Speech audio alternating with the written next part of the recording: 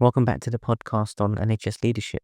This is part two, and last time we spoke about the silent fears that are holding the NHS leadership hostage.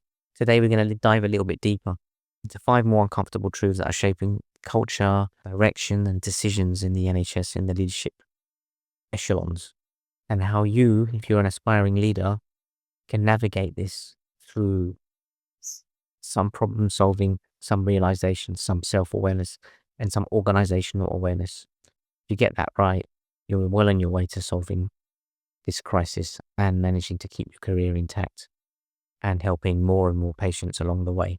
Look at 5 areas here. 1 is strategic thinking. 2 is a HR issue.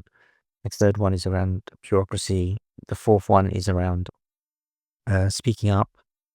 And the last one is around listening skills. And all of these things are you're going to gain so many lessons from this podcast. Things that I've learned, experienced, had shared with me, things that are going on as we speak. If you're in the system, you'll know what we're talking about. And if you're not, and you're looking towards your leadership career, then stay tuned, and we'll pick them off one by one.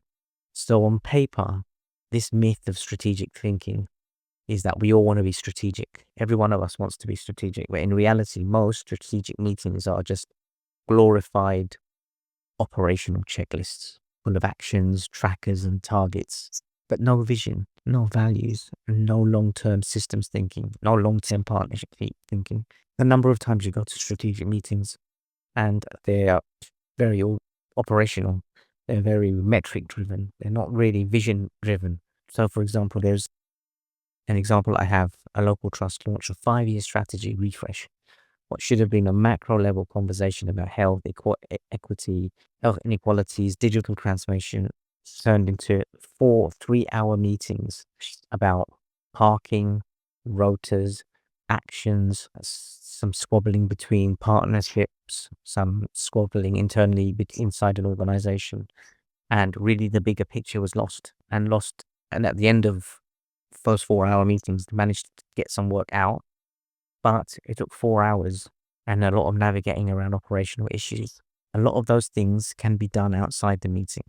A lot of the things that are operational need to be cleared up as operational issues. And the operational level needs to sort those out, not escalate them to the macro level, to the strategic level. You need to understand when you're in these meetings what sits where.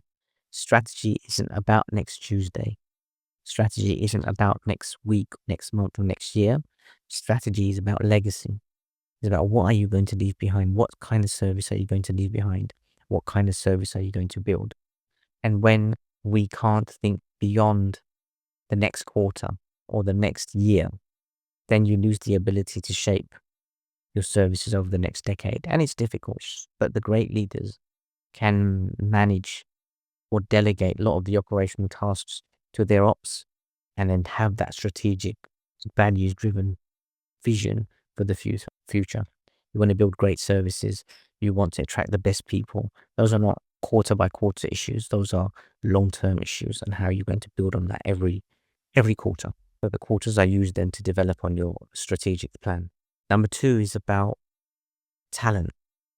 So we always hear that there is a lack of talent in the NHS, but the NHS has a bad habit. It drives out the very people who can see what's broken. When you see what's broken, you can probably know how to fix it.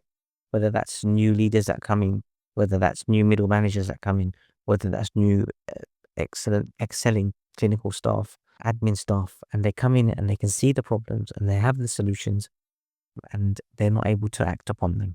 So instead of being embraced, they're labeled as risks.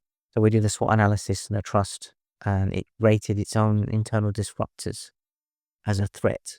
So they were worried that these internal disruptors, these people who are bringing innovations, were a threat to the organization. And by that, when you listen to them speak, they were worried that their jobs were going to change. They were worried that they were going to lose their jobs. Very self-centered, but naturally it's Maslow's kind of approach when you're a leader. If you make the systems more efficient, then that naturally is threatening, because your job may no longer exist at all, or definitely not in the form that it currently is. But rather than repair the system, the organization's protected protected status quo. Like I said, in one sense, they're right. Talent individuals expose gaps in systems and weaknesses in leadership. But in another sense, they didn't follow through. So what happens is those talented decisions go elsewhere. And it's not just a drain now between NHS organizations. People are moving outside of the NHS bubble, moving to other countries, moving to other health service providers. So part of the issue with talent drain is the amount of bureaucracy that people have to go through, wades and wades of paper, wades of it. And bureaucratic addiction is something poor managers or these inefficient managers are very keen on. He talks about it in point 1 in terms of these KPIs, these kind of operational targets that really shouldn't be even in picture, but they turn it into this bureaucratic addiction. This illusion of control seems to be seductive. Every time someone or something goes wrong, we respond with a new form, a new log, a new report, a new information request, a new performance indicator. And at first, these are well-meaning because it's supposed to improve the system. But over time, they accumulate. They don't get reviewed because no one's got time, and they're very rarely removed. So after a medication error, I'll give you an example. After a medication error on a ward, one trust introduced 4 new safety logs. 4 safety logs within 6 months. Same nurses. They hadn't made the same mistake. So after 2 or 3 months, they trained themselves to understand how to prevent that error. But 6 months down the line, they're still logging these four logs. 8 months down the line, they're still logging this. And then someone did a time emotion after, I think, 9 or 10 months, and they worked out that each clinical staff, the nursing staff there, was spending 40 minutes per shift just filling these forms in rather than being face-to-face and patient contact. So it's like you're treating a vitamin deficiency, short-term vitamin deficiency, with a long-term multivitamins. So you have a deficiency in one vitamin, and it can be treated, let's say, with a short-term boost of certain vitamins. But what you do is you just apply long-term multivitamins to it, so you get rid, so you can not have to worry about it again. But actually, it is a problem because you're overwhelming the system. You don't get healthier; you just get overwhelmed. Bureaucracy is there to ensure that everything is documented and we have good case records, so we can audit things. We can make sure that we don't have any duplications or misdiagnoses or misreports, so we understand patient care. But it's there to support care, not bury it. Sometimes you can go and ask someone, can you go and find out this about the patient? And the weight of note that they have to go through just to find something is slower than actually finding the information as it should be. So the culture, if you're in this for leadership, good governance, purposeful governance, but don't make it a performance. Don't make it overload. Challenge where you can the leaders that do that, because it's just creating burdensome, more and more work for everybody. The 4th point is around the fear of speaking up. Bullying, harassment, retaliation, it all exists in the NHS, and we do a lot of training around this, and it's often just below the surface. Leaders talk about freedom to speak up, and the Guardian is there, the Caldecott Guardian is there, but in practice, how effective is it? Staff know that speaking up can make you a target. Whistleblowers become sidelined, there's no doubt about it. Challenges are labelled difficult, and those who survive it often leave the systems entirely. It's exhausting. So when you have spoken up, and I've worked with people who have, and you can see how exhausting it is. They know what they're doing is right, but sometimes do they have the support, or professionally and personally, to carry those things through? Whereas these big behemoth NHS organisations has all the resources at their side, and not just the NHS, but in corporate culture in generally, and they're not actually that inward looking.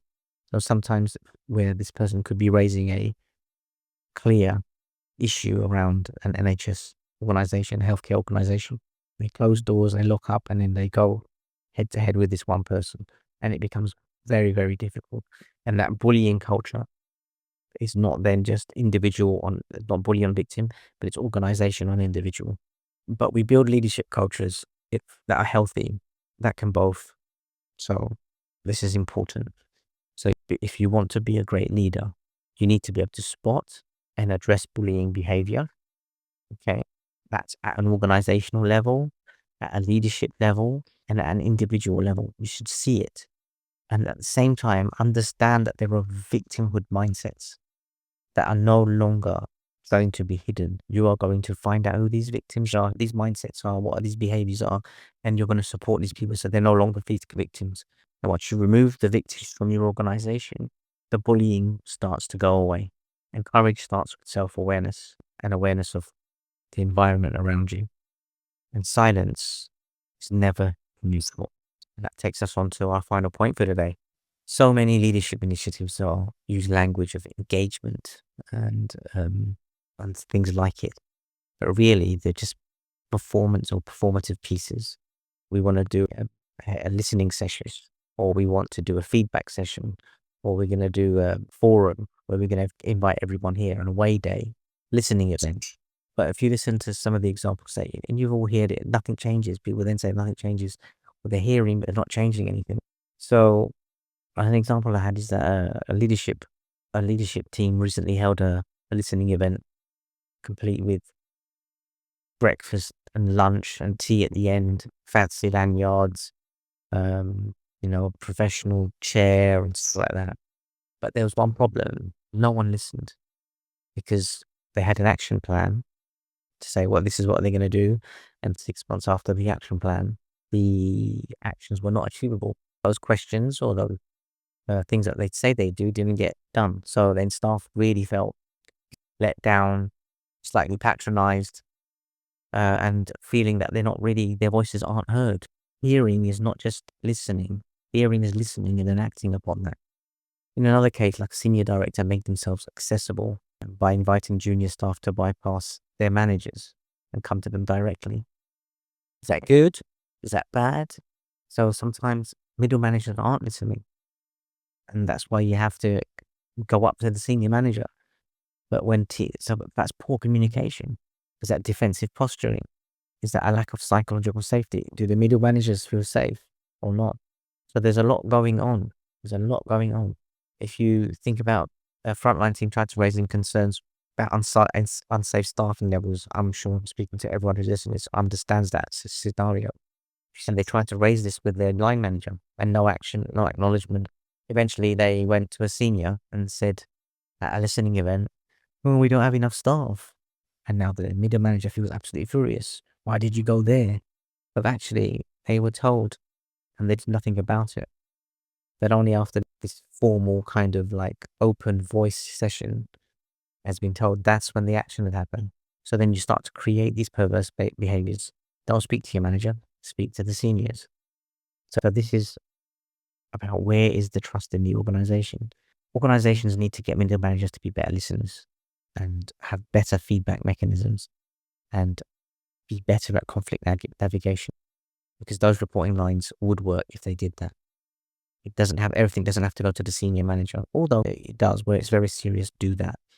But organizations need to think about how they make their middle managers better listeners. And if they're listening and they can't do something, then it needs to be open and transparent, and then run the processes to show people what we can do. So put it in the risk register, we can't do it because A, B, and C, but it's the very senior manager are aware of it. Risk register, however you want to say it. But listening is not just about presence and me listening. No, it's about practice. And we need to move away from this tokenistic consultations to meaningful and layered engagement. So it's not just listening there. You're listening and you're engaging and you're building the relationship. Do it properly. Sometimes even things don't work out the way your staff want to. They built this relationship with you, and they know that they can come and you can have a reasoned conversation. So that's when you say every voice matters, and every level of leadership is ready to hear it, and every level of leadership is ready to respond. And that's what we want. So listening is about response, and it's about holding space, listening to sometimes just a little bit of outpouring, but then holding space and then responding and resolving. So to close, these are 5 hard truths. It's not a hopeless cause. I'm sure as you're listening to them, you're thinking, I can do better than that. I can do this, or I should change this. But we've named them, and we're making this space for change. And we're sharing them, and we invite others to see, listen, and hear these correctly.